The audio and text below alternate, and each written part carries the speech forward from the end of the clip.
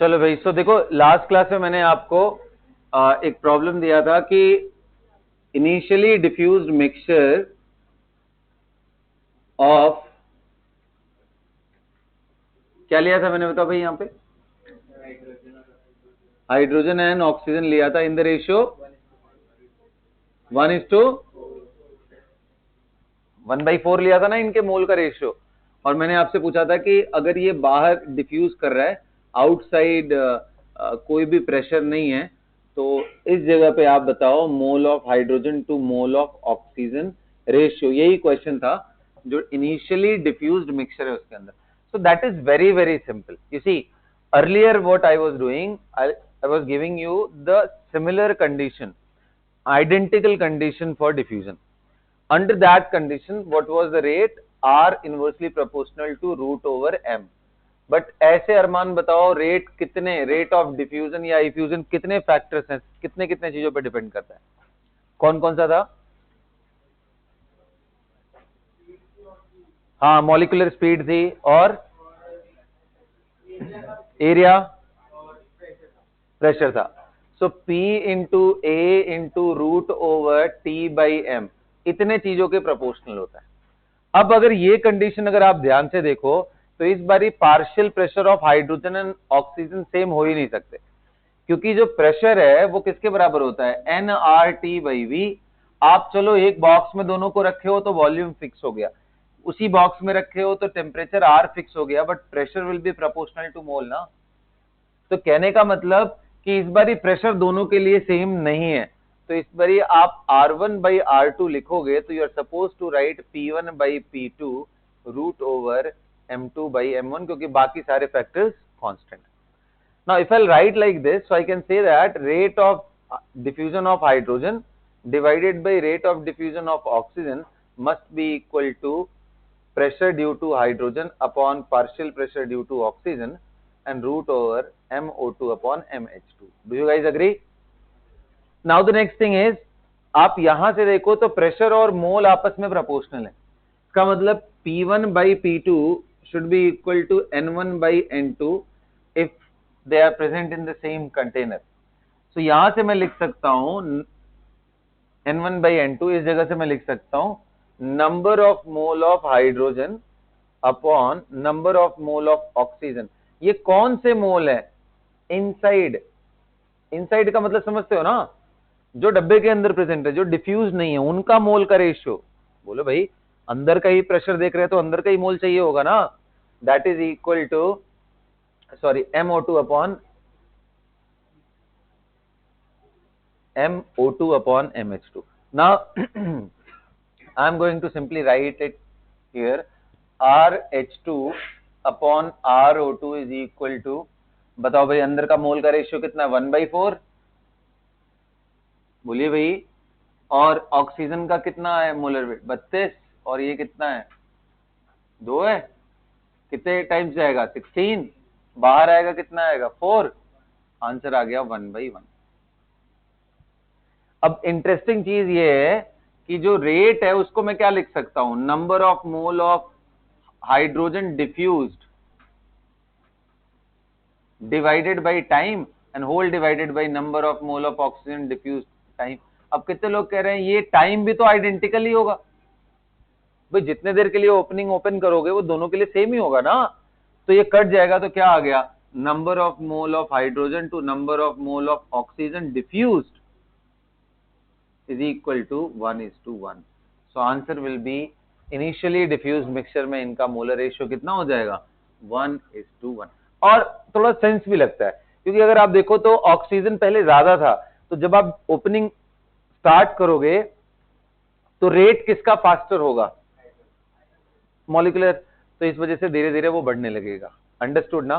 So it is the first case जिसमें diffusion करते time पे आप देखो पहले 1/4 था, अब 1/1।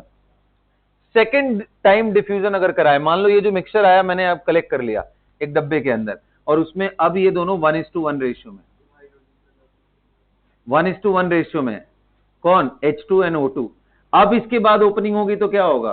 फिर वही कहानी सर, ये वाला फैक्टर तो फिक्स है ना, रूट ओवर MO2 अपॉन, यही बस बदल रहा है इंटरनल मोल। और ये हर बारी कितना हो जाएगा, बढ़ता चला जाएगा। तो अब नए वाले केस में 1:1 है, तो अब निकालोगे तो सीधा 4:1 आ जाएगा। नेक्स्ट टाइम और डिफ्यूजन कराओगे तो 4 into 4 डिवाइडेड बाई 1, तो उसी का मल्टीपल होता चला जाता है। यानी अगर देखा जाए तो √m2/m1 का जितनी बारी आप डिफ्यूजन कराओगे उतना ऊपर पावर चलता जाएगा, बाकी सब चीज सेम ही रहने वाला। मैं इसी क्वेश्चन को इंटरेस्टिंग बनाना होता, मैं बोलता थर्ड टाइम जब डिफ्यूजन करा रहे हो उस समय रेशियो बताओ बाहर कितना आएगा ना, इनिशियली डिफ्यूज, हर बार वर्ड क्या होगा, इनिशियली डिफ्यूज मिक्सचर के अंदर। So I hope you got this question, आप इसको अच्छे से नोट कर लेना, इसमें कंफ्यूज बिल्कुल नहीं होना है। दो तरह के मोल दिखाए गए हैं, एक अंदर वाला मोल जो कि उनके प्रेशर रेशियो की जगह पे मैं रख सकता हूं, और एक बाहर वाला जो डिफ्यूज करके मोल बाहर ऑब्जर्व हुआ है उसके बारे में मैं बात कर रहा हूं। दोनों कहानी बिल्कुल अलग है, इसलिए दिमाग में एकदम अच्छे तरीके से रख लेना, ठीक है। चले आगे बढ़े अब, तो हेडिंग डालो आप रियल गैस, रियल गैस के बारे में। हाँ, नोट कर लो इसको जल्दी।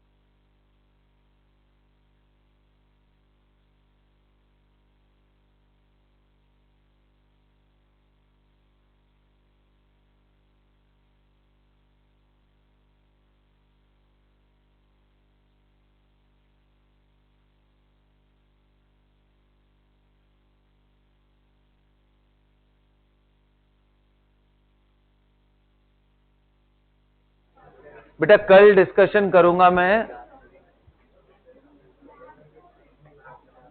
कल मैं डिस्कशन करूंगा अवस्थी से from question number 1 to I am giving you a target till 90, will see how much you can do it. ये मेरी तरफ से टारगेट है आपके पास डिस्कशन करने के लिए। आई एम अज्यूमिंग कि हर दिन आपको जो टारगेट मिला है 20 to 30 क्वेश्चन वो आप कर रहे हो, ठीक है। तो आप जा करके इसको करना, क्योंकि लास्ट क्लास में मैंने बोला था ऑलमोस्ट खत्म ही हो गया है, अभी भी नहीं करो। कल है डिस्कशन, कल है,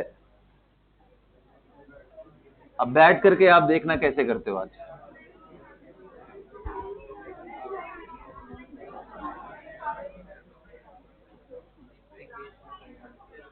चलो हेडिंग डालिए आप लोग, रियल गैस, नो डिस्कशन।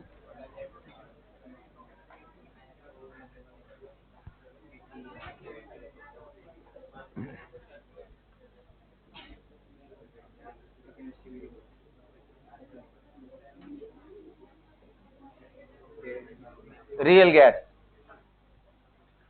देखो बेटा हमने आइडियल गैस के केस में कुछ अजम्पशंस ले लिए थे, और कुछ ऐसे अजम्पशंस ले लिए आइडियल गैस के केस में जो कि प्रैक्टिकल नहीं है।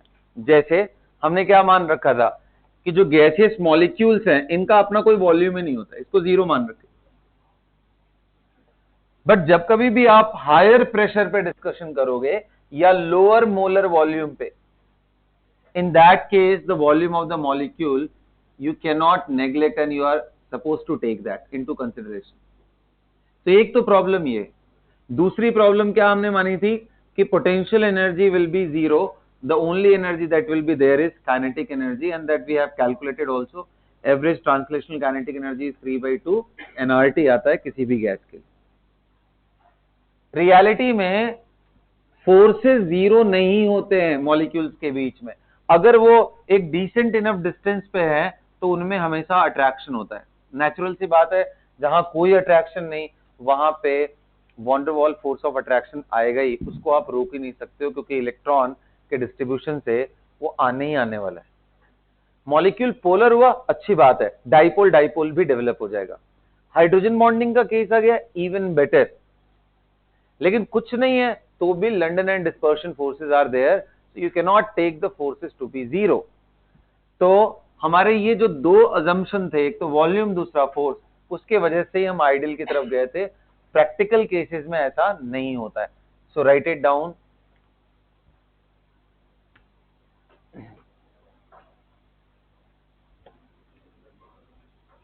पहला पॉइंट लिखो, the force of attraction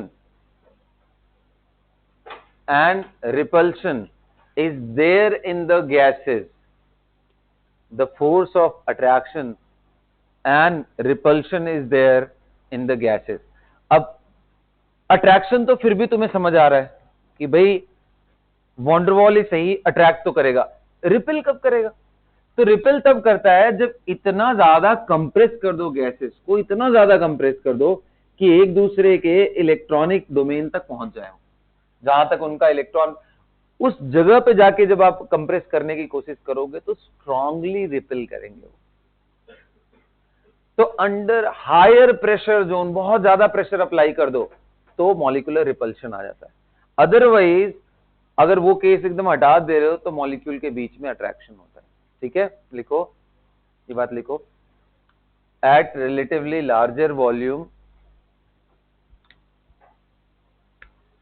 the attractive forces will be dominant,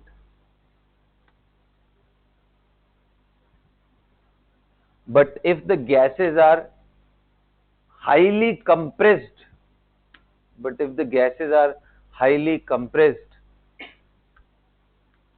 repulsive forces will be dominant.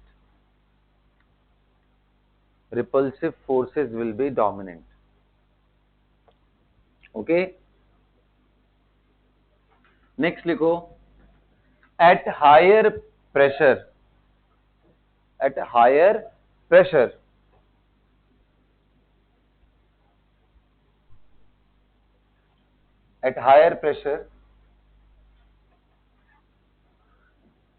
the volume of the gaseous molecule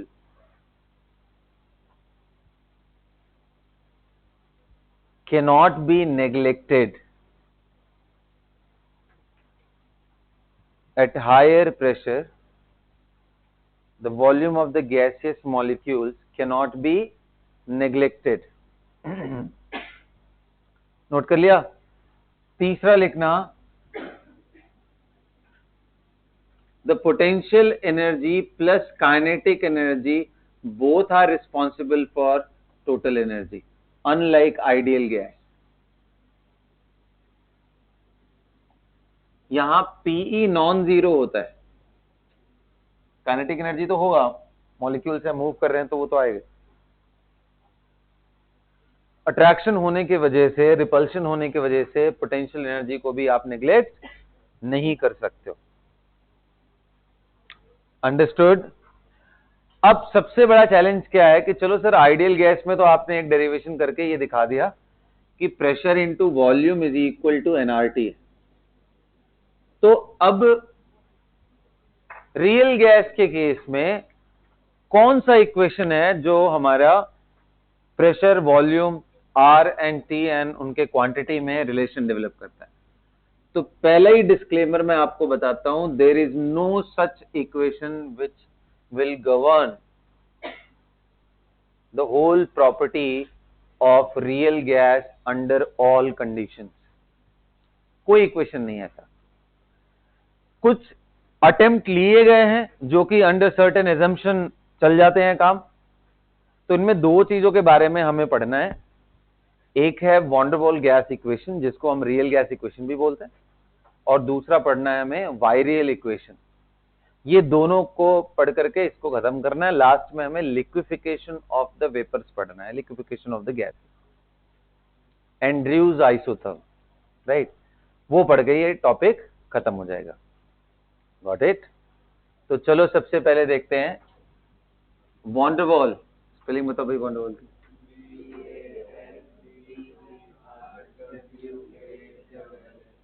von der Waals gas equation.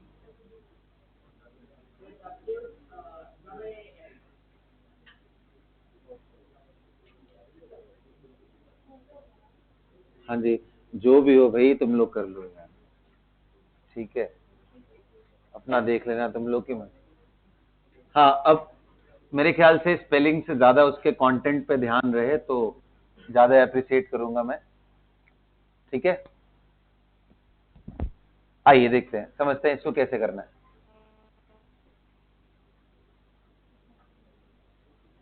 देखो ध्यान से, सबसे पहले मैं आपके सामने इक्वेशन ही लिख देता हूं एंड फिर उसके बाद उस पर हम लोग डिस्कशन करते हैं कि आया कैसे। तो देखो, P plus small p V minus small v is equal to nRT। This is the equation. अब अगर आप small v and small p ये दोनों को वैल्यू के साथ रखोगे तो वो क्या निकल के आता है वो भी लिख देता हूं and then we will derive that. मतलब ट्राई करेंगे कि वो इसके पीछे का उनका अजम्पशन क्या है।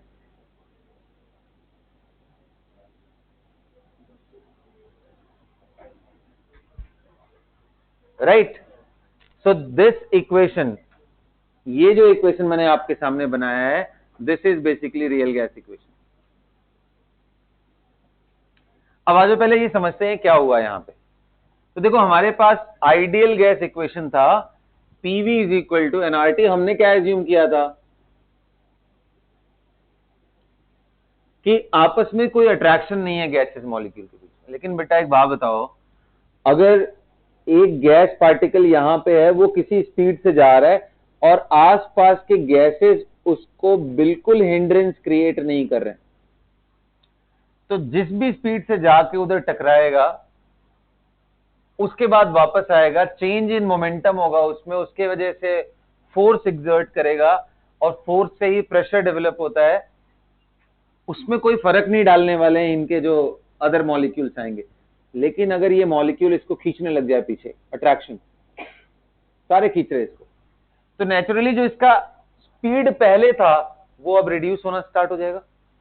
बोलो, अगर एक पार्टिकल है जो 50 मीटर पर सेकेंड से मूव कर रहा है, पीछे से सब फोर्सेस लगने लग जाए तो इस पे रिटार्डेशन होने लगेगा ना बाबा।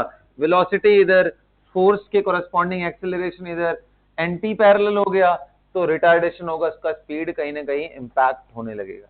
और अगर उसका स्पीड इंपैक्ट होगा तो उसका असर प्रेशर पे भी आएगा। तो रियल गैस का प्रेशर आइडियल गैस के कंपैरिजन में कम होता है जब हम रिलेटिवली उनको दूर रखते हैं। एकदम कंप्रेस कर दोगे तो कहानी बिल्कुल बदल जाएगी। अभी फिलहाल मैं उसकी बात कर रहा हूं रिलेटिवली दूर, क्योंकि वही ज्यादा प्रैक्टिकल केस है। तो इसलिए अगर मेरे को आइडियल गैस के प्रेशर के बराबर अगर मेरे को इसको समझना है तो I have to add small p, because real gas का प्रेशर अपना कम होगा, तब जाकर के ये इसको कहीं ना कहीं जाकर के फिट करेगा अगर मैं आइडियल गैस से इसको देखने की कोशिश करूं। राइट, क्योंकि अगर मैं P real into V real कर दूंगा इज इक्वल टू nRT, तो ये गलत हो जाएगा, क्योंकि nRT तो pressure of ideal gas into volume of ideal gas होता है। प्रेशर ऑफ आइडियल गैस में किसी तरह का प्रॉब्लम नहीं था, वॉल्यूम ऑफ आइडियल गैस के अंदर भी कोई प्रॉब्लम नहीं था। यहां तो प्रॉब्लम ही प्रॉब्लम है। एक तो फोर्सेस आ गए जिसके वजह से real and ideal pressure equal नहीं होंगे। तो that is why I am telling you कि अगर आपको इसको इसके साथ इक्वेट करना है, यानी यहां से आपको ये समझना है कि रियल गैस आइडियल गैस के इक्वेशन में अगर मेरे को कहीं ना कहीं फिट करना है तो मुझे कहीं ना कहीं P ऐड करना ही पड़ेगा, so that it will become equal to capital. दूसरी चीज आती है, आइडियल गैस के केस में हम वॉल्यूम क्या मानते हैं, जो कंटेनर का वॉल्यूम वही गैस का वॉल्यूम। रियल गैस के केस में क्या प्रॉब्लम है कि कंटेनर में जितने गैसेस प्रेजेंट है अगर उनको चिपका दो तो उनका पर्टिकुलर वॉल्यूम आएगा, उतने डिस्टेंस में गैसेस घूम नहीं पाएंगे, उसको छोड़ के बाकी जगहों पे घूमेंगे। यानी जो बिल्कुल वही वाली बात हो गई, जब हम कंचे रख देते थे तो उतना पोर्शन में गैसेस घूम नहीं पाते थे। तो वैसे ही यहां पे जो V होगा रियल के केस में वो होगा volume of the container minus the volume of molecules of gases. इसलिए स्मॉल v करेंगे तो जाके जो मूवमेंट वॉल्यूम आएगा, that volume will be equal to the volume of ideal gas. So that is the hypothesis behind thinking about this. तो हमारे पास जो real gas का इक्वेशन है उसमें P real plus pressure correction, volume real minus volume of the container, real क्या है ये, volume of the container minus volume of molecules of the gases कह लो या उससे लेना देना है इसका, इज इक्वल टू nRT। ध्यान रखना सिर्फ गैस के मॉलिक्यूल्स का ही वॉल्यूम वो नहीं है जिसमें वो पेनिट्रेट, उसके अलावा भी चीजें इसके अंदर कुछ है, जैसे पैकिंग करने के बाद भी कुछ स्पेस रह जाते हैं, उतने में भी नहीं जा सकता। तो ये तो मैं प्रोपोर्शनैलिटी बता रहा हूं। अब भाई जो प्रेशर की बात है कि जो प्रेशर ड्रॉप कितना होने वाला है, जहां पे स्मॉल p को मैंने क्या नाम बताया आपको, what is small p here, small p is termed as pressure correction.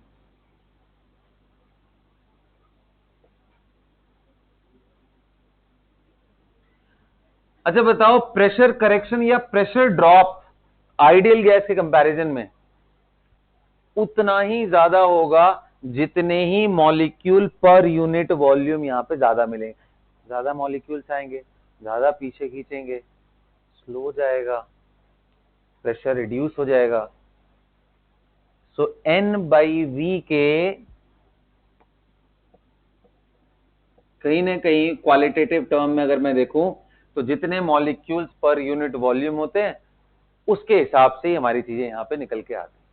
याद रहेगा, बस याद ही करवा रहा हूं तुम लोगों को, ये याद ही करना है इक्वेशन। दूसरा, कितने लोग कह रहे हैं कि सर अब प्रोपोर्शनैलिटी हटाओगे तो P will be equal to, small p will be equal to AN²/V², where what is A, van der Waals gas constant. Similarly कितने लोग कह रहे हैं वॉल्यूम करेक्शन पे जब हम आ रहे होंगे, वॉल्यूम करेक्शन पे, तो अभी मैंने समझाया कि भाई वो कौन सा वॉल्यूम करेक्शन वॉल्यूम है जिसमें गैसेस पार्टिकल नहीं घूम सकते। तो वही जो गैस का अपना वॉल्यूम है उसको छोड़ के पूरे कंटेनर में घूम सकते हैं। तो यानी will be proportional to the number of mole of the gas, isn't it. जितने ज्यादा मोल गैस के रखोगे उतना ज्यादा उसका स्मॉल v आएगा। अरे मैं बोल दूं 10 मोल गैस लिया है एक डब्बे में, एक में बोल दूं 1 ही मोल लिया है, किसमें स्मॉल v ज्यादा होगा, 10 मोल वाले में। चिपका के रखोगे तो बहुत ज्यादा हो जाएगा। तो अगर ये प्रोपोर्शनैलिटी हटाओगे तो ये क्या आएगा बेटा, that will be equal to another constant b into n, जहां पे मैंने बताया आपको A and B are van der Waals gas constant.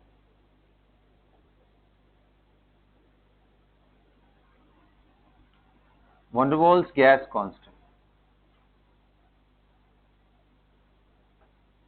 of course it does depend on the nature of gas,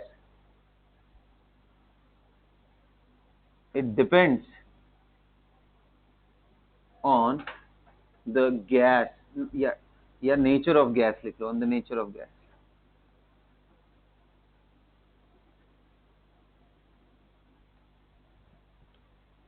अब यही P and V को जब यहां पे आप रखोगे तो ये इक्वेशन बन जाएगा जिसको हम क्या बोल रहे हैं, real gas equation. So you guys can note it down till here. Kushagra जल्दी नोट करो, बोलना क्या हो गया अभी।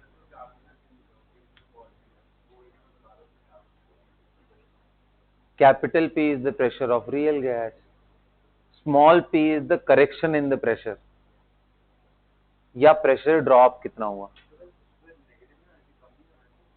किसमें, कमी तो है, तुम नहीं समझ रहे हो ना। ये कम ही है। देखो जब आप उस साइड राइट साइड में लेके जाओगे तो एनआरटी डिवाइडेड बाई समथिंग आएगा और ये पी उधर जाके माइनस हो जाएगा ना, तो ये तो प्रेशर कम ही आएगा ना, तभी तो मेरे को ऐड करना पड़ रहा है such that it becomes equal to ideal pressure. ये स्मॉल पी क्यों ऐड करना पड़ रहा है? क्योंकि real pressure is less as compare to ideal pressure. समझ गए ना? चलो ठीक, नोट करो। बस इस बात को ध्यान में रख करके, ये डेरिवेशन नहीं है, पहली बात तो दिमाग में ये रखना है कि ये प्रोपोर्शनैलिटी आता है, वो समझाने के लिए मैंने बताया जितने मॉलिक्यूल पर यूनिट वॉल्यूम होंगे उतना ही ज्यादा प्रेशर पे असर पड़ेगा ड्रॉप होने में, क्योंकि उतने ही ज्यादा छोटे छोटे फोर्सेस आ जाएंगे, तो उससे मैंने बताया। जल्दी नोट करो और फाइनल इक्वेशन ये याद रखना है इसको, मतलब मैं यहां से शुरू कर रहा हूं, आगे से आपको यहीं से शुरू करना है। P plus A N square by V square plus V minus N B is equal to N R T, इतना एक साथ में याद रखना है, ठीक है। Now this is real gas equation, note it down everyone, hurry up.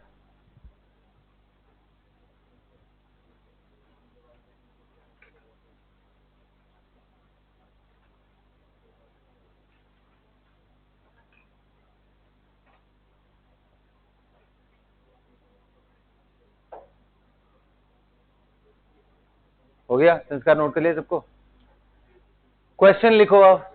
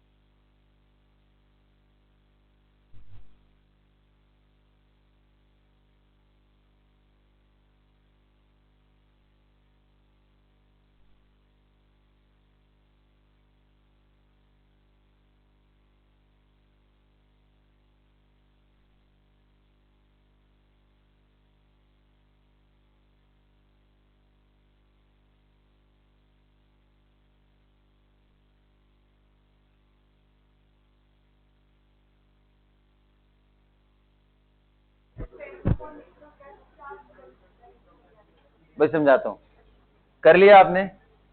इसका मतलब ये है कि अगर आप हीलियम गैस लोगे तो उसका ए बी का वैल्यू अलग होगा, ऑक्सीजन ले लोगे तो ए बी का वैल्यू अलग हो जाएगा, ठीक है।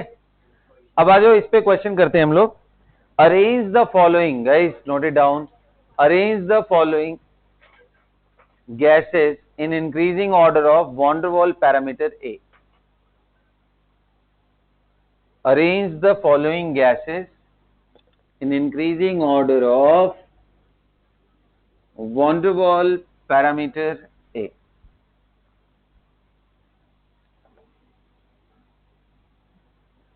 van der Waals parameter A. A का मतलब स्मॉल a की बात कर रहा हूं, यानी आपको बताना है basically order of A, increasing order of A. किसके लिए बताना है? मैं गैसेस बता रहा हूं आपको, हाइड्रोजन, मीथेन, अमोनिया, ये सब गैसेस है ना, इनके लिए ए का करेक्ट ऑर्डर बताओ, किसका ए ज्यादा होगा, किसका ए कम होगा। अब थोड़ा सा कॉमन सेंस लगाओगे तो ये चीज आने वाली है, जैसे मैं थोड़ा सा हिंट देके समझाना चाहूंगा। स्मॉल पी क्या था बेटा? प्रेशर कितना घट गया, ड्रॉप कितना हुआ, करेक्शन इन प्रेशर किस पे डिपेंड करेगा, n/v के whole square, number of molecules पर यूनिट वॉल्यूम, बेसिकली अट्रैक्शन पे। अब कितने लोग करें, a/n²/v², मैंने ऐसे लिख दिया। अब अगर दो गैसेस ले लूं, एक हाइड्रोजन है एक मीथेन, दोनों का n/v सेम ले लूं मैं, एक डब्बे के अंदर 2 मोल पर लीटर 2 मोल पर लीटर ले लिया, क्या दोनों में प्रेशर ड्रॉप सेम होगा, नहीं, वो किस पे डिपेंड करेगा, ए पे। अब ए किस पे डिपेंड करेगा, नेचुरल सी बात है, जिसमें ज्यादा अट्रैक्शन होगा उसका प्रेशर ड्रॉप, इसलिए ए को बोलते हैं indirect measure of forces of attraction between gaseous molecules. Write it down. Van der Waals parameter A is indirect measure of force of attraction of the gaseous molecule among the gaseous molecules.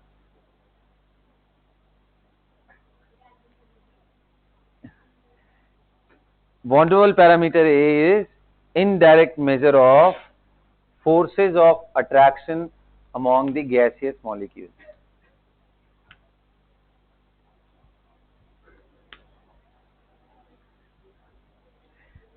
अब बताइए इन तीनों में stronger attraction किस पे है, ammonia ammonia के बीच में strong attraction होगा, या CH4 के बीच में होगा, या हाइड्रोजन हाइड्रोजन के बीच में, किस में आपको लगता है कि फोर्स, ये पढ़ाया मैंने केमिकल बॉन्डिंग पे आपको, फोर्सेस कैसे देखने होते हैं, सबसे ज्यादा ध्यान किस पे देना होता है, मॉलिक्यूलर वेट पे, उसके बाद पोलराइजेबिलिटी, सरफेस एरिया, और सबसे इंपॉर्टेंट क्या था, हाइड्रोजन बॉन्डिंग। क्या इन सभी में किसी में हाइड्रोजन बॉन्डिंग है, यस देयर इज, NH वाले के केस में हाइड्रोजन बॉन्डिंग है। याद करो ऐसे मॉलिक्यूल जिसमें OH FH या NH बॉन्ड होते हैं, वहां बॉन्ड पोलैरिटी ज्यादा हो जाने के वजह से दूसरे मॉलिक्यूल के साथ अच्छे से वो स्ट्रांगली अट्रैक्ट होते हैं, ये H बॉन्डिंग है। याद आ रहा है कुछ, H बॉन्डिंग क्या होता है याद, इसको तो नहीं बोल रहे हो ना ये H बॉन्डिंग, ये नहीं है, ये जो डाइपोल डाइपोल अट्रैक्शन डेवलप होता है, दिस इज हाइड्रोजन बॉन्डिंग, ये very special case of dipole. So इसमें आपको मिलेगा हाइड्रोजन बॉन्डिंग, तो इसका मॉलिक्यूलर वेट अगर पास पास भी है तो भी आपको अमोनिया का A वैल्यू ज्यादा होगा, फिर CH4, और ये दोनों का तो सिंपल मॉलिक्यूलर वेट। सो आप जिनको नहीं याद आ रहा है भाई वो वापस लिख ले, intermolecular forces proportional to molar weight proportional to hydrogen bonding. और भी कहानियां हैं, वो सब मैंने आपको बताया था, तो डिटेल में अगर आपको जानना है तो आप बॉन्डिंग का वो पार्ट रिवाइज कर लो, आपको याद आ जाएगा। ऑर्डर ऑफ ए हो गया, correct order of A, noted. अगला क्वेश्चन लिखिए। इनफैक्ट बताऊं तुमको, ये जो हाइड्रोजन है ना और हीलियम है, ये दुनिया के सबसे छोटे मॉलिक्यूल्स हैं, इजंट इट, सबसे छोटे हैं ना, तो इनका ए वैल्यू लगभग 0 होता है,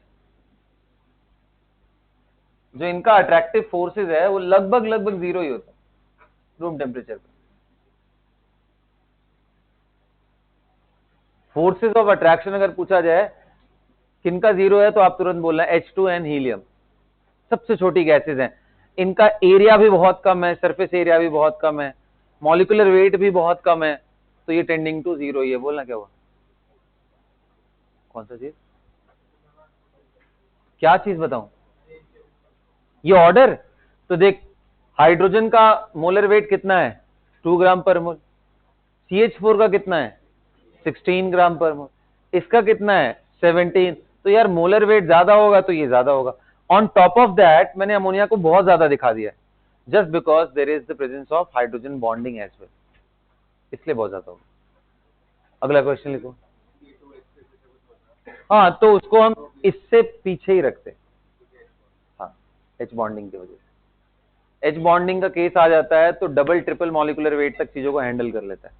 अब एकदम ही मॉलिक्यूलर वेट ज्यादा लेके चले जाओगे तो नहीं कंपेयर कर, तो एग्जामिनर भी जब भी डालना होता है वो इंश्योर करता है कि हाँ पास पास वाली चीजें आए। लिखिए भाई अगला, arrange the following gases in increasing order of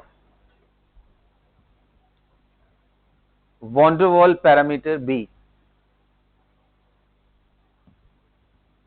Van der Waals parameter B.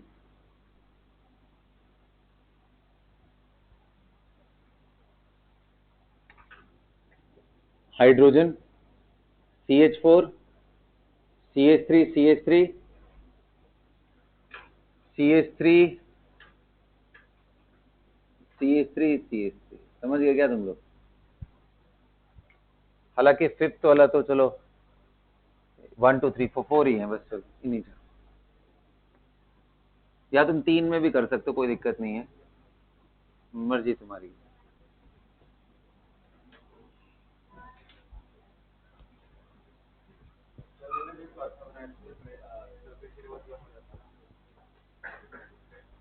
हाँ जी, अगर आप आपस में आइसोमेरिक कंपैरिजन करोगे तब ना, ये आइसोमर थोड़ी ना दिया, this is not isomer. If you are comparing with another 5 carbon containing molecules. हाँ जी, ये कार्बन ही है, भूल गए क्या तुम लोग नोटेशन ये सब?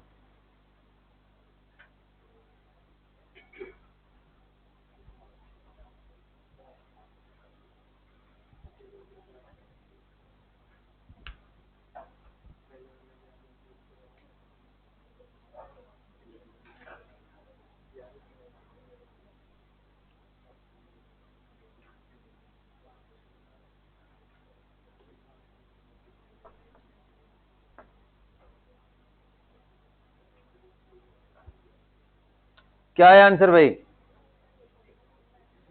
क्या आएगा? तो आप बताओ बी किस पे डिपेंड कर रहा है, किसका एलिमेंट था वो, वॉल्यूम वाला? आप देखो small V is proportional to number of mole. अगर मैं बोलूं एक हीलियम है और एक CH4 है, बड़ा मॉलिक्यूल कौन है, तो क्या दोनों का वी सेम होगा? नहीं sir, V is equal to जो बी पैरामीटर आपने लिखा था वो कहीं ना कहीं मॉलिक्यूलर साइजेस को रिकॉग्नाइज करता है, कि अगर सेम मोल हो जाए हीलियम और इसका, तो इसमें वॉल्यूम जो गैसियस मॉलिक्यूल्स का होगा वो ज्यादा होगा। So that's why B represents the molecular size, और फोर्स ऑफ रिपल्शन को भी ये बताता है। ठीक है, नोट करके लिखो, B is a indirect measure of size of the molecule and repulsive forces, size of the molecule and repulsive forces। तो बताओ भाई इसमें साइज किसका ज्यादा दिख रहा है? इसका यार, इतने सारे कार्बन है, फिर ये, फिर ये, so this will be the order of B, ये बी का ऑर्डर है। अगला क्वेश्चन लिखिए, find the unit of van der Waals parameter A and B. जिसके अंदर आपका एटीएम लीटर वगैरह ऐसे टर्म्स आए, वो एकदम एसआई यूनिट पे नहीं जाना है, कॉमन यूनिट पे जाना है। Find the units of van der Waals parameter A and B.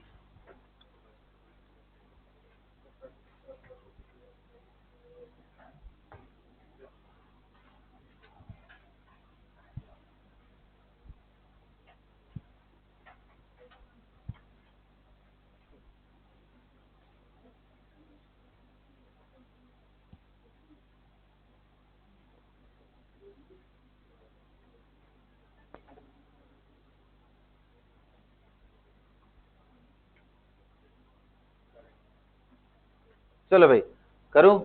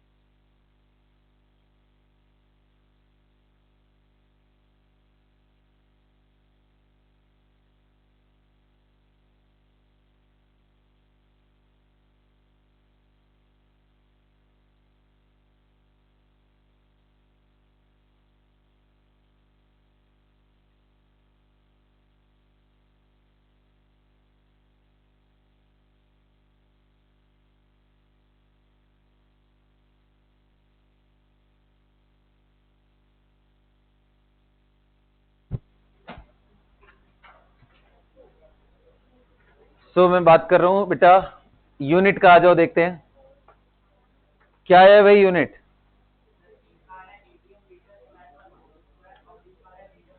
बिल्कुल, तो देखो कैसे निकालेंगे, बड़ा आसान सा है। ये आपने डायमेंशन में थोड़ा बहुत पढ़ा होगा अपने फिजिक्स में कि भाई p plus A N square by V square into V minus N B is equal to NRT है। तो आपने ये पढ़ा होगा कि भाई प्रेशर में ऐड भी प्रेशर ही कर सकते हैं, तो यानी unit of this and unit of this will always be equal.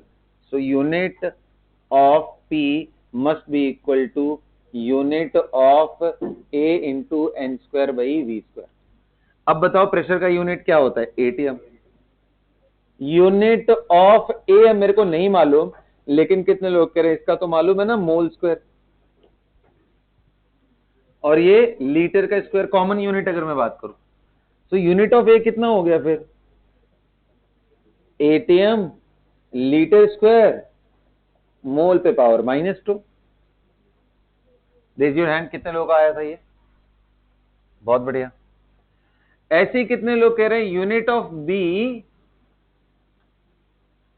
We must be equal to unit of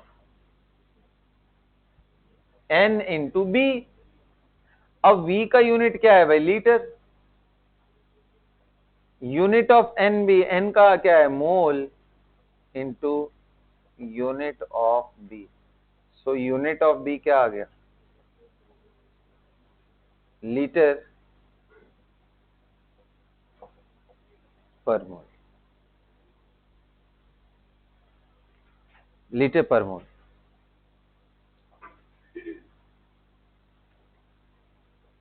कर लिया सबने, ठीक है, यहां तक करेक्ट है। अब मान लो इस पे क्वेश्चंस मुझे देने हो छोटे छोटे, तो मैं क्या करूंगा, अलग अलग वॉन्डरबॉल गैस लेकर के उसका पैरामीटर ए बता दूंगा, बी बता दूंगा, बॉक्सेस का वॉल्यूम वगैरह बता दूंगा। पहले हम लोग 4 वेरिएबल से डील करते थे, pressure, volume, number of mole and temperature. अब हमारे पास 6 वेरिएबल आ गए, ए एंड बी भी उसमें बढ़ गया। You can imagine how lengthy the question is going to be. इसलिए इस पे ना प्रेशर वॉल्यूम दे करके टेम्परेचर निकालना, इस तरह के क्वेश्चंस नहीं आते, बहुत लेंदी हो जाएगा, अननेसेसरी। ठीक है, तो क्वेश्चन किस पे आता है, कुछ केसेस पे। जैसे एक बड़ा इंपॉर्टेंट सा टॉपिक है जिसको बोलते हैं हम कंप्रेसिबिलिटी फैक्टर। नाम सुना सा लग रहा है, कहीं टेस्ट में आया था, थ्राइव में, लिखो हेडिंग डालो। हाँ, सैंपल पेपर में था, सैंपल पेपर में रहा होगा, चलो लिखो।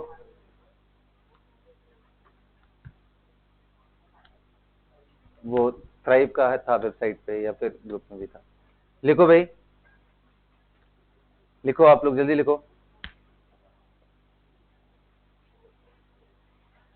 compressibility factor for real gas and ideal gas. Compressibility factor for real gas and ideal gas.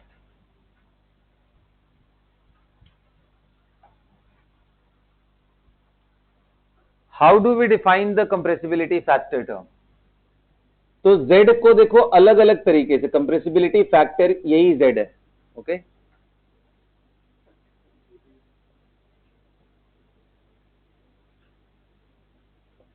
Compressibility factor या फिर Z, इसको डिफाइन कैसे करते हैं, so we define like this, the ratio of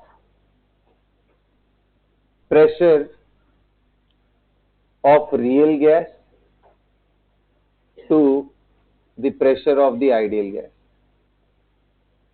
at same volume and temperature. We can define it as volume of real gas upon volume of ideal gas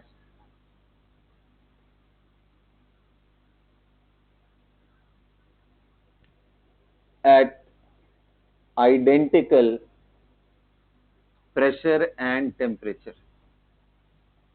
मतलब भाई real gas का भी pressure उतना ही maintain करो, ideal का भी उस समय प्रेशर उतना ही मेंटेन करो, end of course number of मोल और ये सारे टर्म सेम ही है।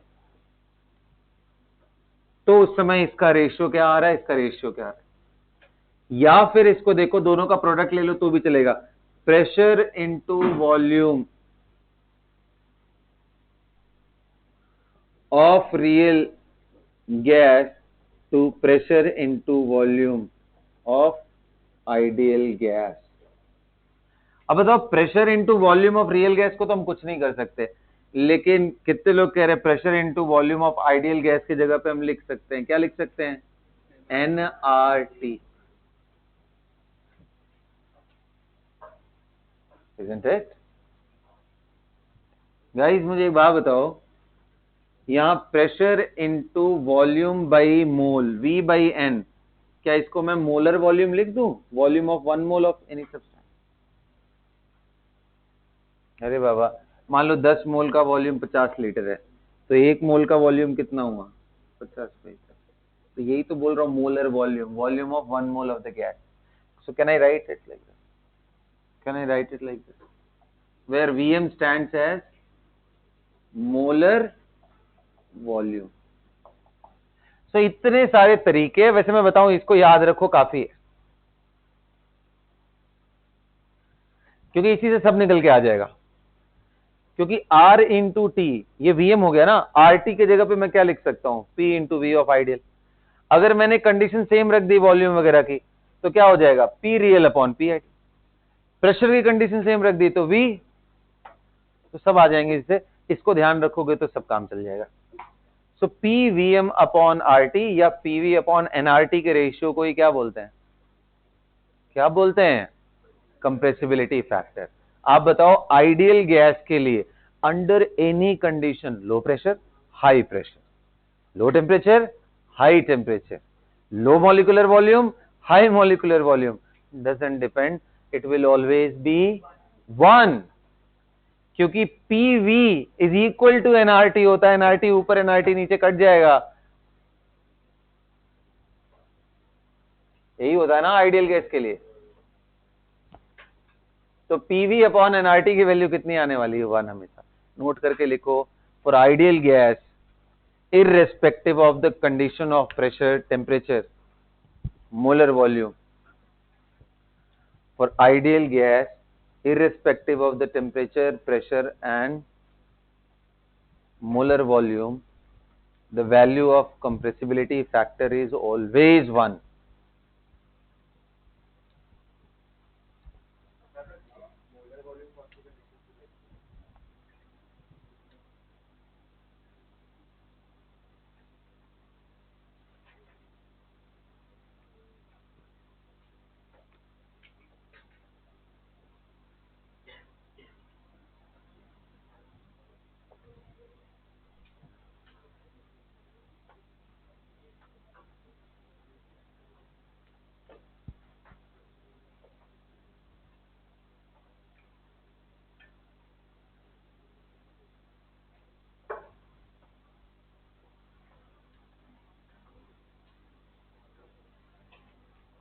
सबने नोट कर लिया?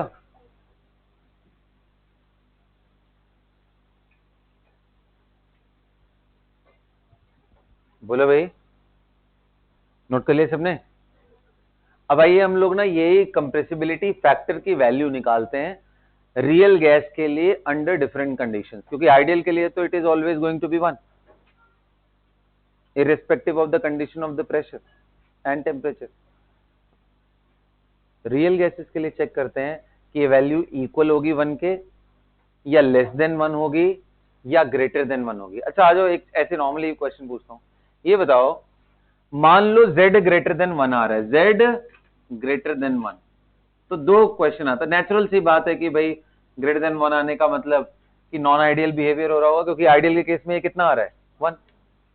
अब नॉन आइडियल में भी दो जोन है, zone number 1, the molecules are under attractive forces, zone number 2, when they are repelling each other। तो Z ग्रेटर देन 1 होना किस बात को सिग्निफाई करता है, अट्रैक्टिव फोर्सेस आर डोमिनेंट और रिपल्सिव फोर्सेस आर डोमिनेंट। पूछ रहा हूं, बिना बोले नहीं बताना है, बायस्ड हो जाएंगे सब ना, let the other people also think। attractive forces z greater than 1, ध्यान से देखो, z की वैल्यू ग्रेटर देन 1 हो गई, तो ये क्या सिग्निफाई कर रहा है उस रियल गैस पे, उस कंडीशन पे कि उनके मॉलिक्यूल्स के बीच में अट्रैक्टिव फोर्सेस हैं या रिपल्सिव फोर्सेस हैं। ये आपके सामने सारे पैरामीटर्स मैंने ओपन करके रखे हुए हैं, इसको देखो, एनालाइज करो, आंसर जरूरी नहीं कि जिसने दिया वो सही हो, ठीक है।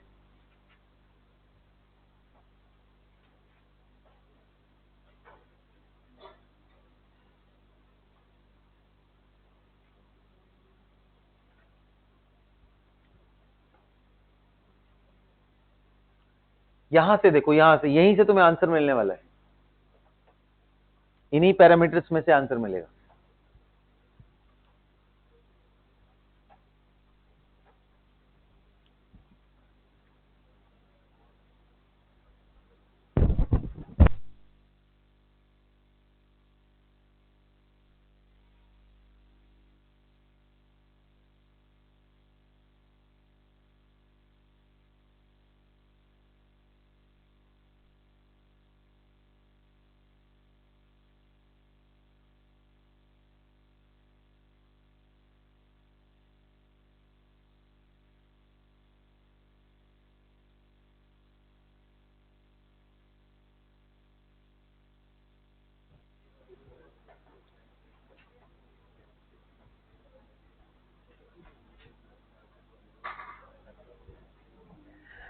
कर लिया भाई, आइए समझते हैं।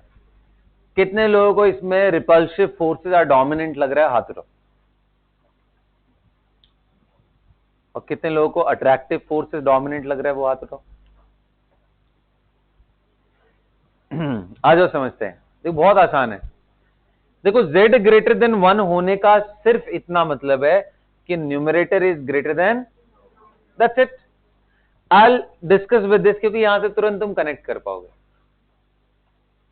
ये बताओ, आइडियल गैस में ना तो कोई कंप्रेशन होने का मतलब है, ना तो कोई एक्सपेंशन होने का मतलब है।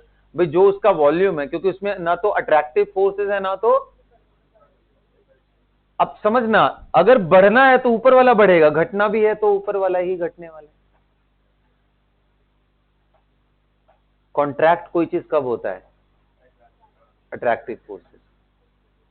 इसको फिक्स रखो, इसमें कुछ चेंजेस नहीं करना है। तो z ग्रेटर देन 1 होने का मतलब ये वॉल्यूम इसके कंपैरिजन में ज्यादा हो गया, मतलब एक्सपेंशन हो गया, मतलब repulsive forces are dominant when z is greater than 1। अब मेरी बात सुनो, अब आप आ जाओ, इससे समझते हैं। आइडियल में तो जो वैल्यू आइडियल से आती वही आने वाला है, ना तो अट्रैक्टिव फोर्सेस है उसमें, ना तो प्रेशर की वैल्यू z ग्रेटर देन 1 होने का मतलब जो ऊपर रियल गैस का प्रेशर है वो ज्यादा हो गया। हमने देखा था कि जब अट्रैक्शन हो रहा है तो रियल गैस का प्रेशर उल्टा ड्रॉप हो जा रहा है, क्योंकि जब मॉलिक्यूल इधर लड़ने के लिए जा रहा है दीवार पे जहां पे उसे प्रेशर एक्सर्ट करना है, और इधर पीछे पीछे पीछे बहुत सारे मॉलिक्यूल और उसको खींच रहे हैं, तो इसका प्रेशर तो कम हो जा रहा था। अट्रैक्शन के टाइम में P real will be less then that of ideal, और जब आप उनको एक जरूरत से ज्यादा कंप्रेस कर दे रहे हो तो वो रिपेल कर रहे हैं। In that case there pressure is greater than the pressure due to ideal. तो यहां से देखो या यहां से देखो, कहीं फर्क नहीं पड़ता है। If z greater than 1 means repulsive forces are dominant. Note करके लिखो, if z is greater than 1, repulsive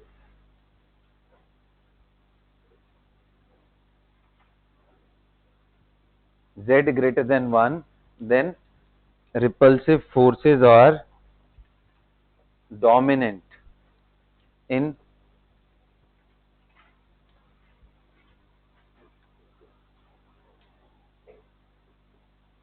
similarly क्या लिखो, when z is less than 1, attractive forces are dominant। when z is less than 1, attractive forces are dominant। समझ में आ गया है ना? चलो आगे बढ़ते हैं, और Z का यही नेचर, बी रियल गैस का वॉल्यूम, इसमें कुछ नहीं है। देखो जो भी कुछ होना है न्यूमरेटर साइड में ही होना है, डिनोमिनेटर कुछ नहीं होने वाला है ना, क्योंकि उसमें ना अट्रैक्शन है ना रिपल्शन है। अब अगर मॉलिक्यूल्स में अट्रैक्शन हुआ तो नेचुरली जो हम बिना फोर्सेस के समझ रहे हैं कि कोई फोर्स ऑफ अट्रैक्शन नहीं, उस समय जो वॉल्यूम आ रहा है उससे तो कम ही आएगा, क्योंकि अट्रैक्टिव फोर्सेस थोड़ा ज्यादा है, तो इसलिए ये कम हो जाएगा अट्रैक्शन के टाइम पे। तो कम divided by more will be less than 1। तो अट्रैक्टिव में ये लेस देन 1 आता है, रिपल्सिव में ये ग्रेटर देन 1 आता है। बिल्कुल यहीं से पकड़ के रखना है। हाँ, अरे तो बाबा वॉल्यूम बढ़ने का मतलब समझो ना, जब आइडियल के साथ कंपैरिजन करने की कोशिश कर रहे हैं तो रिपल्सिव फोर्सेस तभी आते हैं जब मॉलिक्यूलर वॉल्यूम बहुत, मतलब मोलर वॉल्यूम बहुत नीचे कर दो, मतलब वो टचिंग जोन में आ जाए, तब तो वो चाहेंगे ना। अब 2-4 ml बढ़ा देने से उससे क्या फर्क पड़ेगा, अनलेस वो ठीक ठाक दूर जाए, समझिए। चलो भाई, अब डेराइव करते हैं जेड पे, जेड का एक्सप्रेशन, और ये चेक करते हैं कि कब कौन से प्रेशर एंड टेम्परेचर पे रियल गैसेस के अंदर अट्रैक्टिव फोर्सेस आएंगी और किस कंडीशन पे रिपल्सिव नेचर आएगा उनके अंदर। ठीक है, तो हेडिंग डालो, लिखो derive the expression of Z, derive the expression of Z using van der Waals gas equation, derive the expression of Z using van der Waals equation for real gases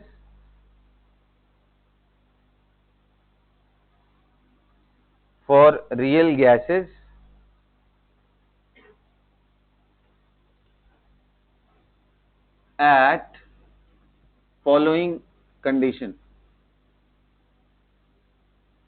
at following condition। भाई क्या क्या condition है? सबसे पहला condition है at lower pressure, second condition है eight high pressure. ये दो कंडीशन में आपको देखना है कि Z का एक्सप्रेशन क्या आ रहा है। अच्छा, नेचुरल सी बात है, लोअर पे Z की वैल्यू लेस देन 1 आनी चाहिए। लोअर प्रेशर का मतलब मॉलिक्यूल्स दूर दूर है, हाई प्रेशर का मतलब उनको एकदम चिपकाने की कोशिश कर रहा हूं मैं, इतना ज्यादा प्रेशर लगा रहा हूं, मतलब एकदम कंप्रेस कर दिया उनको। तो Z का वैल्यू ग्रेटर देन 1 आना चाहिए, इसमें लेस देन 1, इसमें ग्रेटर देन 1 आना चाहिए। अब आप डिराइव करो, देखो क्या आ रहा है। मैं आपको एक बार समझाने की कोशिश करता हूं, नेक्स्ट वाला आप डिराइव करना, ठीक है। ये लिख लिया ना सबने आपने क्वेश्चन के फॉर्म में?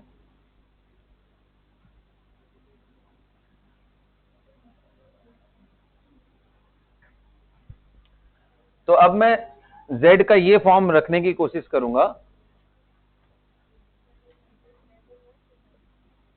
PVm upon RT। मैं इसी फॉर्म में देखने की कोशिश करूंगा, इजीली दिखेगा मेरे को, राइट।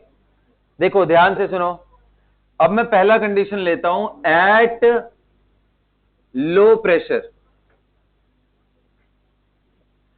अब ये बात कितने लोग समझ पा रहे हैं कि अगर सर आप कंटेनर के अंदर, मान लो कोई मूवेबल कंटेनर ले रहे हो, सॉरी एक कंटेनर ले रहे हो सिलेंड्रिकल, जिसके अंदर गैसेस आपने भर रखी हैं,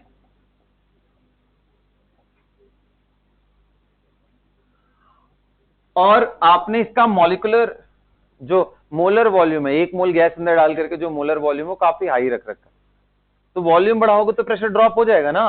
तो वही बात कह रहा है at low pressure. So when I am saying at low pressure, अच्छा अभी हमने रियल गैस इक्वेशन लिख रखा था, क्या था? P plus A N square by V square into V minus N B is equal to nRT. अभी कितने लोग कह रहे हैं सर इसी को अगर आप ना 1 मोल के लिए लिखना चाहो तो it will become P plus a upon V m square. V m का मतलब मोलर वॉल्यूम, अगर मोल को 1 रख दो तो जो भी वॉल्यूम आएगा वो कौन सा वॉल्यूम होगा? Molar volume, into V minus Vm minus B is equal to RT. Can I write it? This is real gas equation or van der Waals equation for 1 mole. 1 mole gas के लिए इसको हम लिख रहे हैं where Vm is molar volume. अब low pressure पे क्या होने वाला है, जब प्रेशर आप बहुत कम कर दोगे तो यानी आपने वॉल्यूम बहुत ज्यादा कर रखा है। At lower pressure Vm is very high, और जब ये बहुत ज्यादा हो जाए, मोलर वॉल्यूम ज्यादा हो जाए, तो कितने लोग कह रहे हैं ये जो स्मॉल b वाला वैल्यू है ये इसके कंपैरिजन में मीनिंगलेस हो जाएगा। b will be negligible.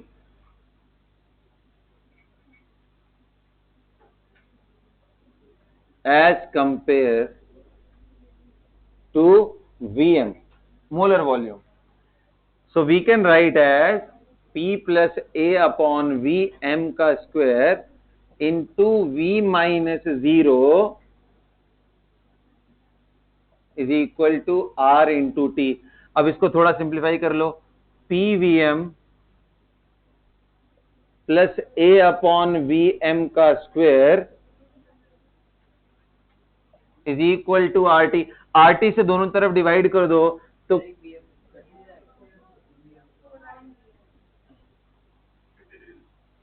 हाँ जी सॉरी, इंटू Vm लिखना था मेरे को, माय बैड। किसको नहीं कर सकते, बात समझो ना, वहां पे वो टर्म गायब नहीं हो सकता। और भी डिस्कस करके समझाता हूं। सो PVm अपॉन RT मैंने इधर कर दिया, प्लस A अपॉन, ये देखो Vm से एक Vm उड़ जाएगा तो Vm RT हो गया, और is equal to 1। Both side I have divided with R into T। यहां से क्या निकल के आया भाई, PVm अपॉन RT, मेरे को ये चाहिए ही था, यही तो Z है, ऊपर देखो, is equal to 1 minus A upon Vm RT। अब देखो Z of the gas at this condition is coming out to be like this. Is it less than 1? Z less than 1 at low pressure. Note करके लिखो, ये फिर से समझाता हूं, मेरी बात ध्यान से सुनो। जब प्रेशर लो है इसका मतलब वॉल्यूम हाई। अब नेचुरल सी बात है यार, इन दोनों में से किसी ने किसी एक को नेग्लेक्ट करना था मेरे को, या तो ए वाले फैक्टर को या तो बी वाले को। तो जब आप मॉलिक्यूलर वॉल्यूम नहीं, जब आप गैस का वॉल्यूम ज्यादा रख रहे हो, कंटेनर का वॉल्यूम ज्यादा रख रहे हो, तो ऐसे केस में जो स्मॉल वी है यानी वॉल्यूम करेक्शन का टर्म है वो नेग्लिजिबल हो गया। उसका सिग्निफिकेंस ही तब आएगा जब आप इसको कंप्रेस करते करते करते करते इस लेवल पे आ जाओगे, तब हमें पता चलेगा कि भाई पूरे डब्बे का वॉल्यूम 50 ml है और गैस के अपने वॉल्यूम ही 10 ml है, तो उस समय 10 ml 50 ml के रेस्पेक्ट में मायने रखता है। लेकिन 10 लीटर के डब्बे में 5 ml 10 ml मायने रखेगा क्या? नहीं। 10 लीटर के रेस्पेक्ट में 2 4 5 ml का कोई वैल्यू नहीं है। इसलिए एट हाई मॉलिक्यूलर वॉल्यूम या लो प्रेशर जोन में हमारा वॉल्यूम करेक्शन टर्म नेग्लिजिबल हो जाता है। सो V माइनस वो 10 ml 5 ml घटाओ या वही रखो, कोई फर्क नहीं पड़ने वाला है। लेकिन attractive forces will be there, attractive forces will be there. हाँ, कम हो जाएगा वैल्यू बट रहेगा। समझ गए? तो अब हाँ, ये कर लेने के बाद अब मैंने सिंप्लीफाई किया, so we have got this result. अब एक इसका हाइपोथेटिकल कंडीशन लेके चलते हैं, मोलर वॉल्यूम बहुत ज्यादा कर दूं तो कितने लोग कह रहे हैं ये वैल्यू भी खत्म हो जाएगी, फिर तो Z विल बिकम 1। इसलिए तो बोलते हैं रियल गैस को आइडियल गैस तभी बना सकते हैं जब प्रेशर रिलेटिवली लो रखें। और बताओ Z की वैल्यू 1 कब आ सकती है? जब टेम्परेचर बहुत हाई कर दें। तो ये दोनों ही कंडीशन लिखा जाता है, at low pressure and high temperature real gas can behave as ideal. कहने का मतलब तब आप PV = nRT लगा सकते हो। इसलिए जब भी हम लोग क्वेश्चंस करते हैं उसमें प्रेशर ऐसा नहीं कि 2000 ATM पे वॉल्यूम निकालो, ऐसा नहीं आता है। 1 ATM 2 ATM 5 ATM 10 ATM are relatively lower pressure. ठीक है ना? आगे बात समझ में? तो प्लीज डिराइव इट, अच्छे से नोट करके लिखो, पूरा बढ़िया से लिखो इसको।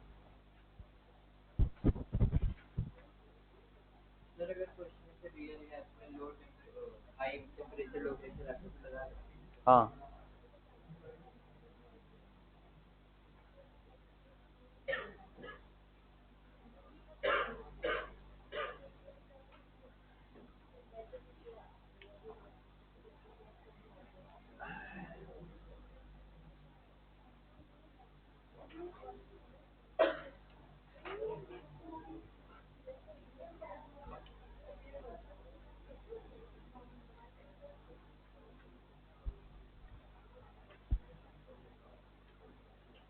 बोलना क्या हुआ?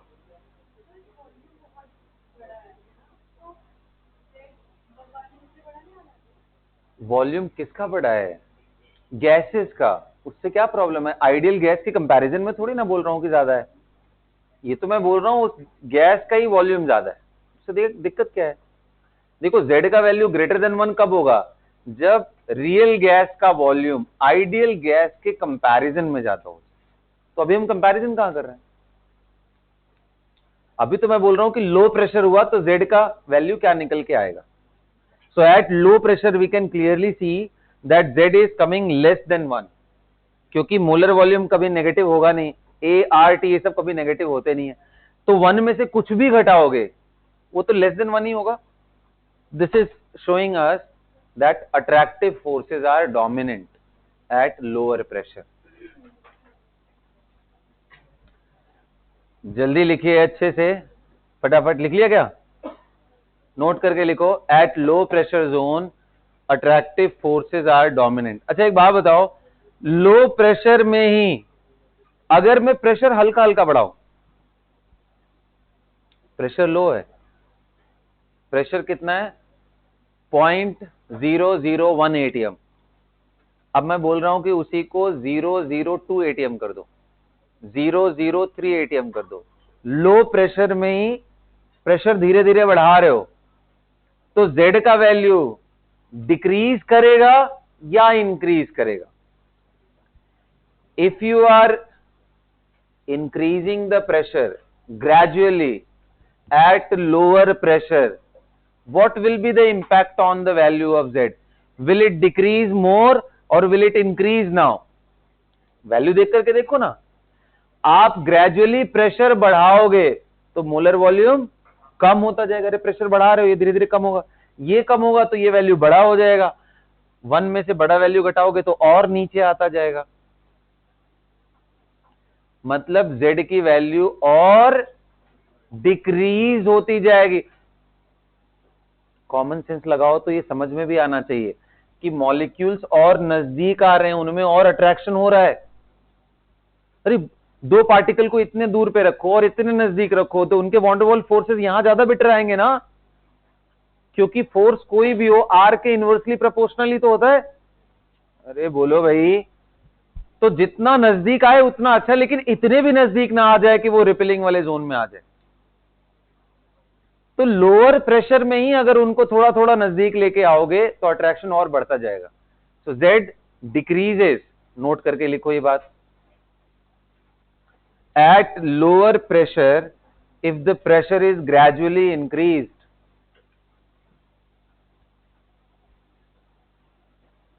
at lower pressure if the pressure is gradually increased,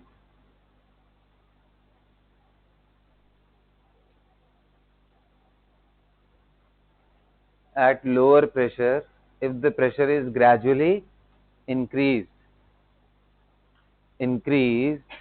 the value of Z, the value of Z will decrease, the value of Z will decrease। हाँ अभी आ रहे हैं ना, उस पे डेरिवेशन तुम लोग को दे रहा हूं। हाँ बिल्कुल अलग हो जाएगा, ठीक है। तो भाई यहां तक सबने नोट कर लिया है? बोलो। अब मैं आगे बढ़ रहा हूं, अभी ग्राफ दिखाता हूं, उससे भी तुम्हें थोड़ा क्लैरिटी आएगा।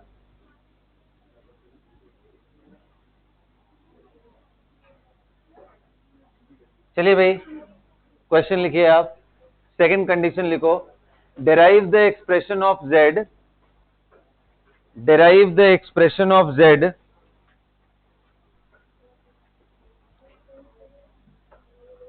at higher pressure, या हाई प्रेशर लिखो ना, derive the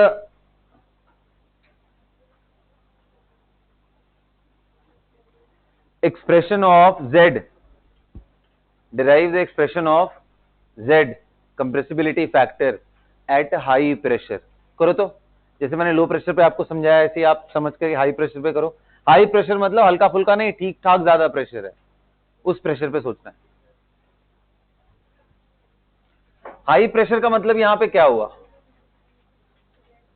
हाई प्रेशर का मतलब यहां पे देखे तो क्या हुआ, इसको कम करते करते करते करते बहुत ज्यादा कंप्रेस कर दिया मैंने, यहां पहुंच गए,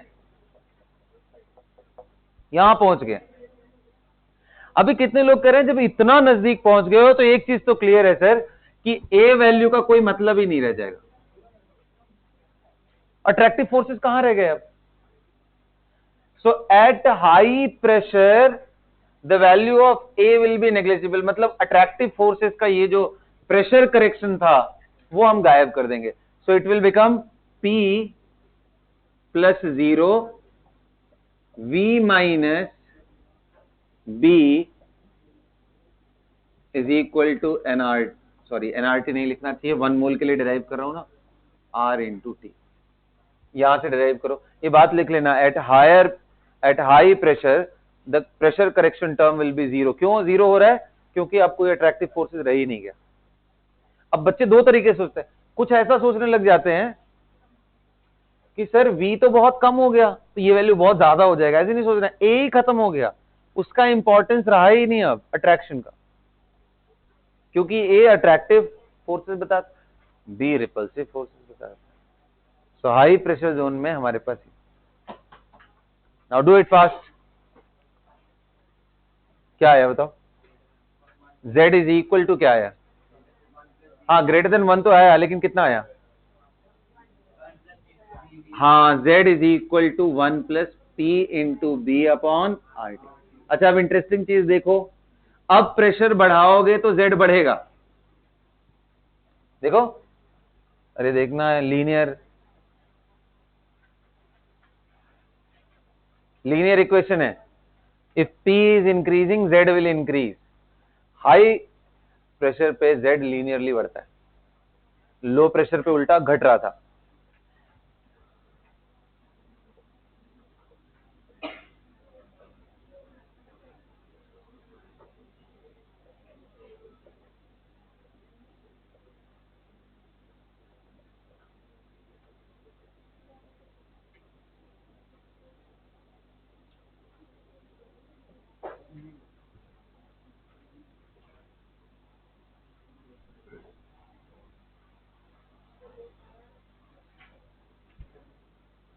लिखो ये बात, at higher pressure, on increasing pressure, the value of compressibility factor increases. At higher pressure, on increasing pressure, the value of compressibility factor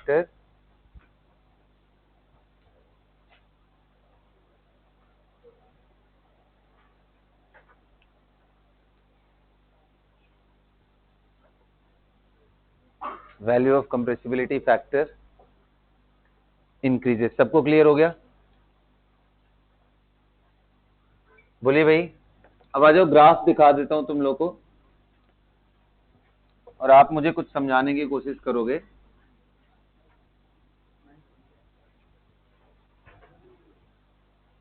देखो भाई सभी लोग ध्यान दो, ये z है और यहां z की वैल्यू 1 है, ये डॉटेड लाइन क्या रिप्रेजेंट करती है? z is equal to 1।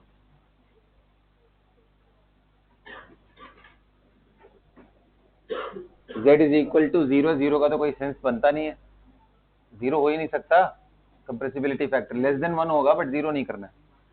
अब आप याद करो लो प्रेशर पे क्या था, पहले घट रहा था घट रहा था घट रहा था घट रहा था, हाई प्रेशर पे क्या हो रहा है? बढ़ रहा है भाई।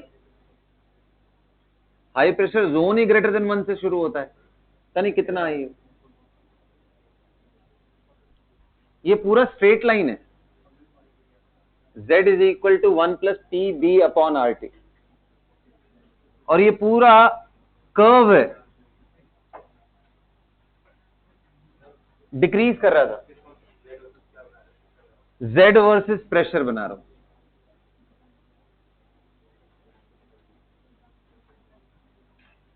ये जो कंडीशन था वो कौन सा था, z is equal to 1 minus क्या था, a अपॉन VmRT। ये डिक्रीज कर रहा है, वो इंक्रीज कर रहा है। सो ओवरऑल कहीं तो इसका मिनिमा आया होगा, तो इसको एक्स्ट्रापोलेट करते समय ऐसे मैंने लिख दिया कि इसके ऊपर वाला जो पार्ट है ये स्ट्रेट लाइन है। जीएसटी होता है, सही है, स्ट्रेट लाइन, और ये कर्व पोर्शन है। This portion is z less than 1 and here it is z greater than. ये पूरा बिहेवियर है रियल गैसेस का, from low pressure to high pressure. आप देखो बहुत लो प्रेशर में कर दूं तो z की वैल्यू कितनी आ जा रही है, 1 1। प्रेशर बहुत कम हो गया तो आइडियल गैस की तरह बिहेव करेगा ना फिर। तो बीच में एक जगह और ये कट करते हैं। अब जिसमें जितना ज्यादा अट्रैक्शन होगा वो उतना ही नीचे आता जाएगा। यानी ये कर्व आप लगा सकते हो अमोनिया के लिए, CO2 के लिए। भाई अब एक ही ग्राफ पेपर पे ड्रॉ करना होगा तो अलग अलग होगा, एक ही ग्राफ पेपर पे ड्रॉ करना होगा तो ऐसा होगा, एक का इधर से आ रहा होगा तो किसी का और नीचे से जा रहा होगा, किसी का ऐसे करके जा रहा होगा। ये लोअर साइड वाला ज्यादा अट्रैक्शन है तो ज्यादा नीचे तक जाएगा, CH4 ऊपर रह जाएगा।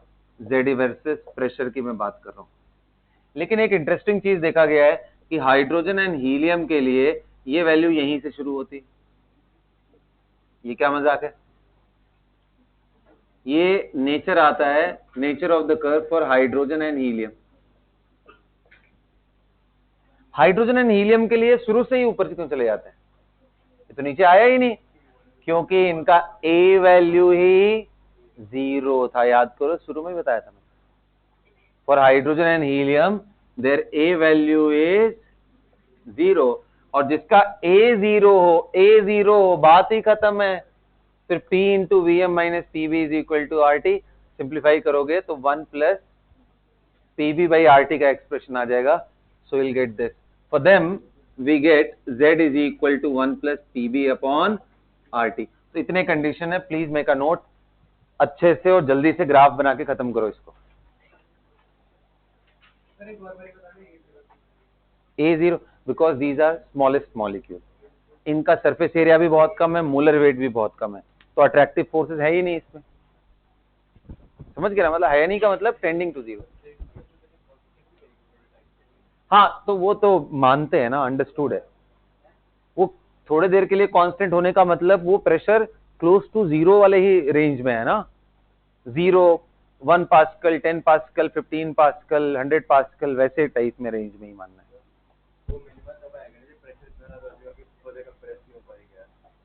नहीं नहीं नहीं है, इससे मतलब नहीं है इसका।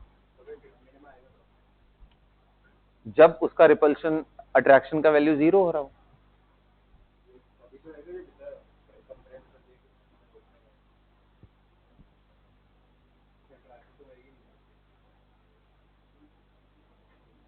सोचते हैं, हाँ बोलो।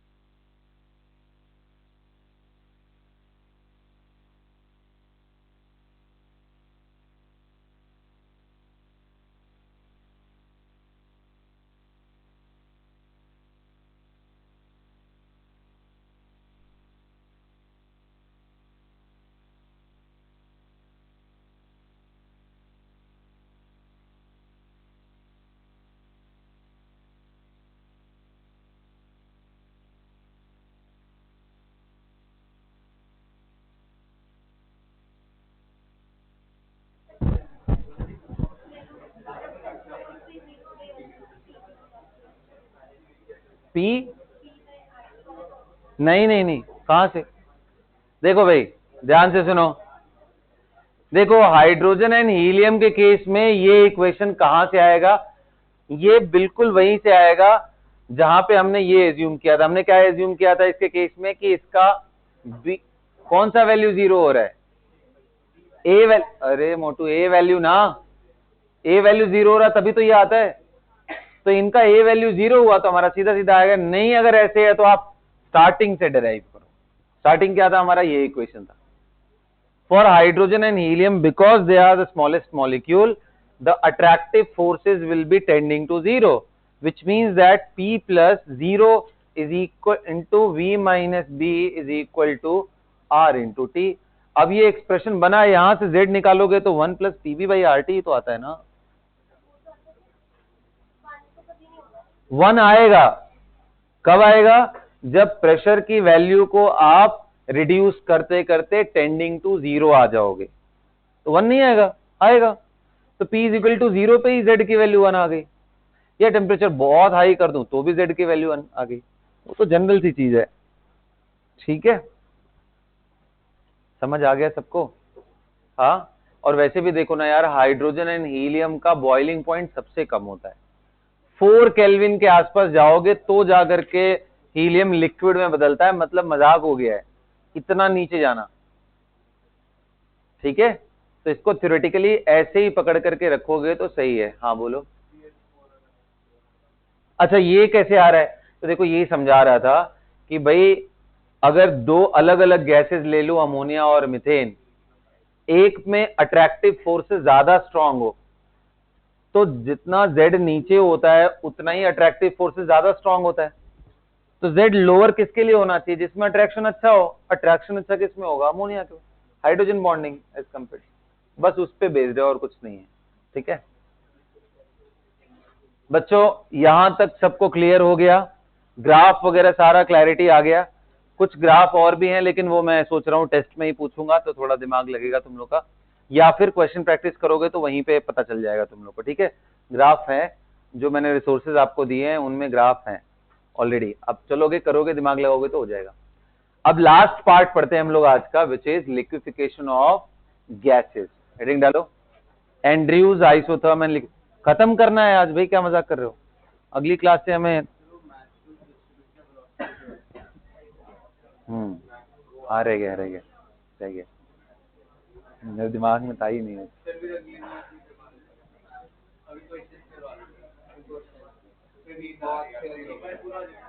नोट कर लिया सबने ना इसको?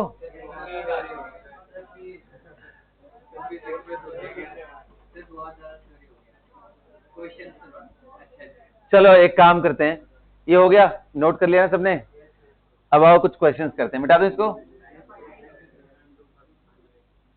आओ अच्छा, एंड्रयूज आइसोथर्मल फिर अगले क्लास तक ले ही गए तुम लोग ना।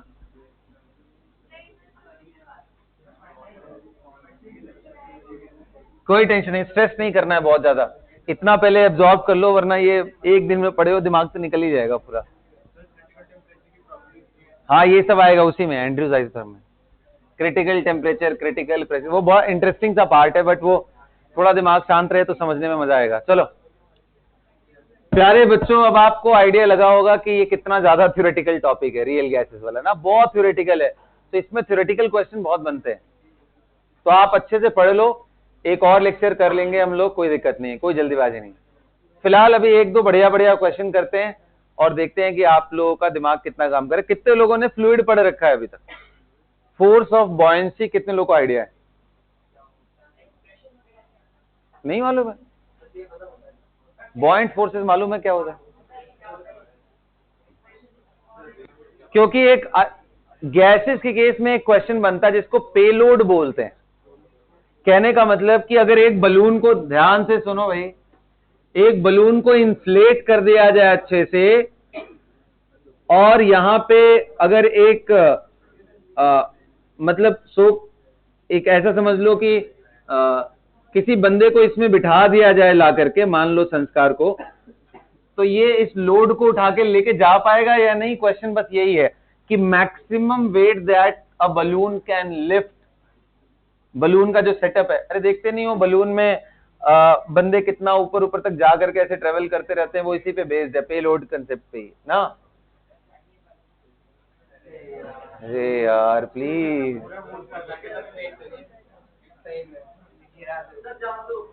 तो नहीं ऊपर जाने दो, उसके बाद इसको डिफ्लेट कर देना है, रॉकेट लगा देते हैं।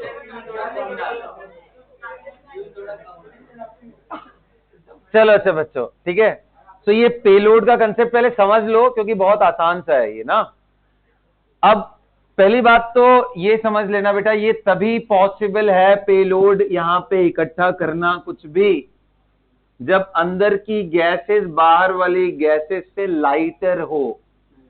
मतलब ये नहीं खुश होकर के कि बाहर वाला जो एयर है वही भर दिया और पकड़ के लटक गए बलून की, अब तो मुझे उठाएगा, कुछ नहीं होने वाला है। लाइटर गैसेस होनी चाहिए अंदर, तो ही जाने वाला है ये अप साइड में, कोई ना कोई वेट उठाने वाला है। और ये मेरे ख्याल से आप लोग किए ही हो भाई, ये कितना मैक्सिमम वेट उठा सकता है। तो भाई जब ऊपर लगने वाली फोर्सेस नीचे लगने वाले फोर्सेस से बैलेंस हो जाए, वही मैक्सिमम वेट ये ऊपर उठा सकता है। अब नीचे जो वेट लगने वाला है उसमें क्या क्या है, तो इसमें एक तो बंदे का वेट है m/g plus mass of balloon into g plus mass of the whole setup जो भी लगाया है। अगर कोई सेटअप नहीं लगाए हो तो ये दोनों चीजें आ जाएंगी, समझ गए ना। मास of the balloon and plus mass of gas inside balloon, या बलून गैस सिस्टम मान लेते हैं, जो जो उसके अंदर गैस इन्फ्लेट करके रखा हुआ है ना। अब आप जैसे भी हम इनसाइड बलून, इनसाइड लिखना है बाबा, चलो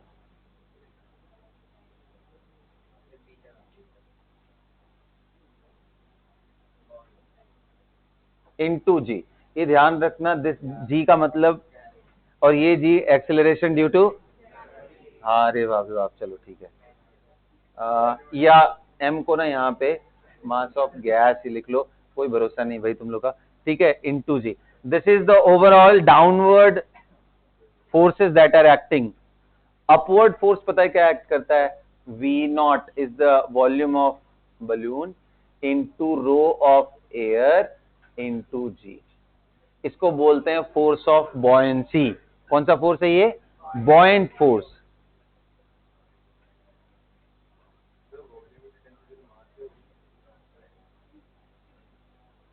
हाँ सही तो बोल रहे हो तुम, लेकिन ये एयर का है, मीडियम का, जिस मीडियम में इसको छोड़ा गया हुआ है, समझ गए ना।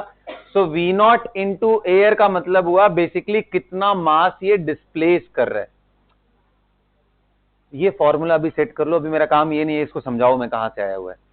किसी भी मीडियम के अंदर कोई भी इन्फ्लेटेड सब्सटेंस अगर आप रखते हो, तो उस पे अपवर्ड डायरेक्शन में V0 into rho of the same medium, जिस मीडियम में है, पानी के अंदर लेके गए ना, तो यहां पानी का डेंसिटी आ जाएगा, रो ऑफ लिक्विड वाटर। अभी ये नॉर्मल एयर में आप रखे हो तो एयर आएगा, तो V0 into rho of air into G. अब इन दोनों को बेटा इक्वेट कर देना, जो मास निकल के आएगा this will be the mass of payload. Okay, so ये पेलोड का कंसेप्ट आता है क्वेश्चंस, इनसे रिलेटेड चीजें आप कर लेना, हो जाएंगे ना आप लोगों से।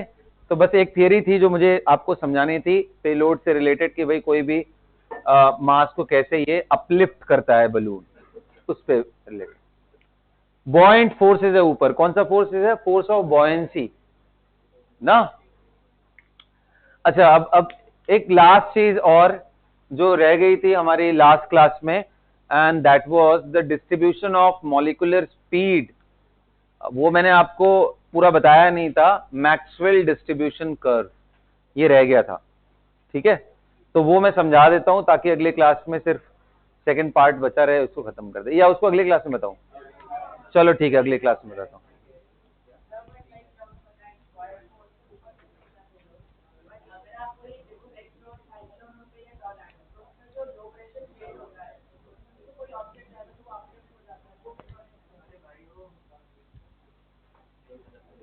देखो यार, अभी तुम्हारा जो भी क्वेश्चन है रिलेटेड टू तो फोर्स ही है ना, तो लो प्रेशर तुम बोल रहे हो क्रिएट होता है।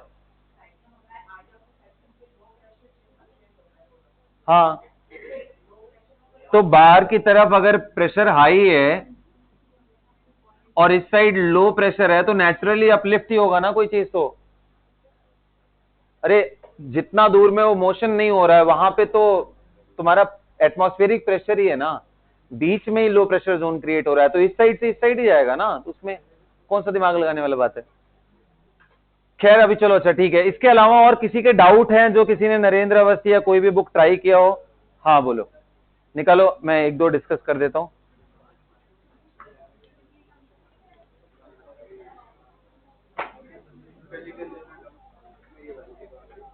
सो we are done for the class, अब सिर्फ डाउट सेशन होंगे।